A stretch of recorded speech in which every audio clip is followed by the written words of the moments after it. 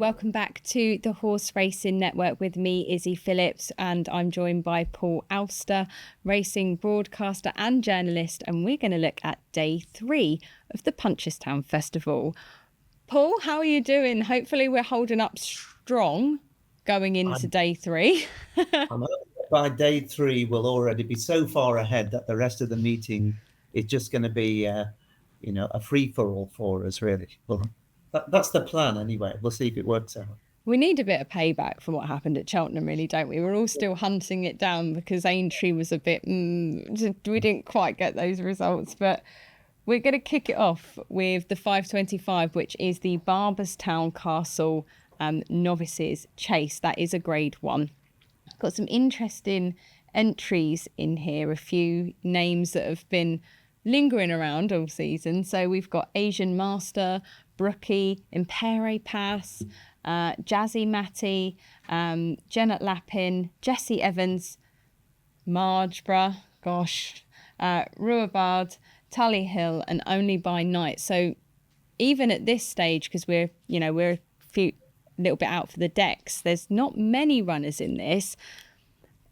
I've followed this horse all season, Paul, and I'll be damned if I'm not going to get a win out of him, and that is Margeborough. He can do it. He can do it. His jumping is such a nightmare, and I'm a bit concerned because, as we've already said in our day 1 and day 2 previews, these horses are tired. They are at the end of a long season.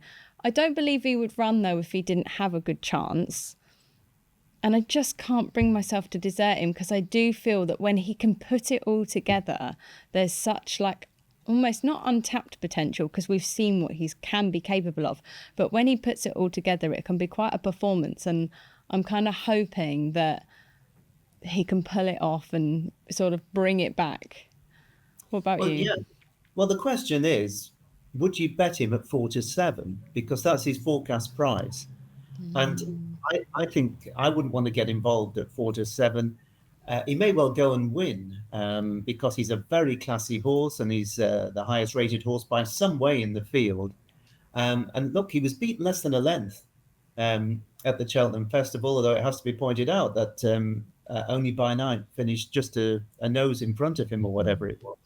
So Margeborough's 4-7 and Only by Night is forecast around 9-2. So if you're somebody that looks for value, you'd almost certainly be going with Only by Night. But if he puts in a clear round and jumps well enough, he should win. But the question is, do you want to take 4-7? And I'd rather sit back and let him run at that price than back. I do agree. I think this is me, my bookmaker hat on. I think he will drift because of that, because of the reminder of kind of the dodgy jumping, and a lot of people will be talking about it. I think he might drift a little bit on the day. I agree with you, Only by Night. I was a little bit disappointed that Only by Night, because she was due to run at Aintree and she didn't end up going, and she was one I was actually really looking forward to seeing. You've obviously got other kind of runners in here. I mean, Impere Pass is a very interesting one for me. Obviously has actually got a couple of entries because he's also got an entry tomorrow. From when we're recording, day 1 of the Punchestown Festival. So be interesting to see when Impere Pass goes, but in here is quite an interesting runner. But yeah, my heart still sticks with Margeborough and I'm just hoping for a bit of a drift. Well, a lot will depend, having worked for too many years in the betting ring, returning the starting prices. I can tell you for sure, and anybody that's following this, is that if Willie Mullins has the first winner or 2 on the day, 4-7 you'd be dreaming of, because it'll probably be a 2-5 chance. If the first few Willie Mullins runners get beaten, then it might be an 8-11 or 4-5 shot. So a lot depends on what goes on earlier in the days and what the liabilities of the bookies are. But I would 4-7, even if he goes and wins beautifully, which I hope he runs well, but Only by Night looks the value, I think, if it runs. I would agree. I'd agree with that take, absolutely. I think, she could be a little bit of a superstar, one to keep following, so to say. After that then, Paul, we've actually got the Stayers hurdle, and that's at 6 o'clock. a few good old names in here, and top of that is the battle of Tihupu and Bob Ollinger. Both have entries. You've also got Hidden Valley Lake, quite well fancied here as well for the same ownership. You've got Jade de Grugy, Home by the Lee, and even currently an entry for Crambo, a British raider there from Fergal O'Brien's stable. So quite a few in here. There's a couple that you looked at, I'm sure, Paul, during the Cheltenham Festival with the Lights of July Flower as well. I'm sure that was one that you actually fancied at the time. Don't tell me you fancy him again. No, I was disappointed a bit with July Flower. She came up short against Lossiemouth. It might have been the trip. I don't know. Maybe she found the trip too short. One thing I would say is that Rob Call, the owners, they've got Tihupu, Bob Ollinger, and Hidden Valley Lake. Whichever of those run, they may not all run, of course, but they've got such a strong hand that you'd have to think that whatever they do run is going to be, really hard to beat. So on that basis, I do think that Hidden Valley Lake is the up and coming horse amongst these, even though he's the same age as Tihupu. He's got a lot less miles on the clock, and I think he's, open to a little bit more improvement. I think it's a very, very trappy betting race. Remember, Home by the Lee has gone well here before. Yes. Was third last year to Tihupu. It wouldn't surprise me to see that one bounce back after two poor runs, but I'm not sure I'd want to be betting it. I think Hidden Valley Lake, if it runs, would be the value in the race. I feel really disappointed that in the Stayers Hurdle at the Cheltenham Festival, I didn't stick with Bob Ollinger, and I feel like it's going to be one of the cases now where it will be everyone jumps on the bandwagon, but this time we won't quite manage to get the job done. Like you say, it must be frustrating for Rob Core that they've almost got like all of their best horses competing in that kind of same market. Yeah, so my heart would say Bob Ollinger, but probably a big interest in the race for me would be Jade de Grugy. Because she's a horse I've been quite interested in.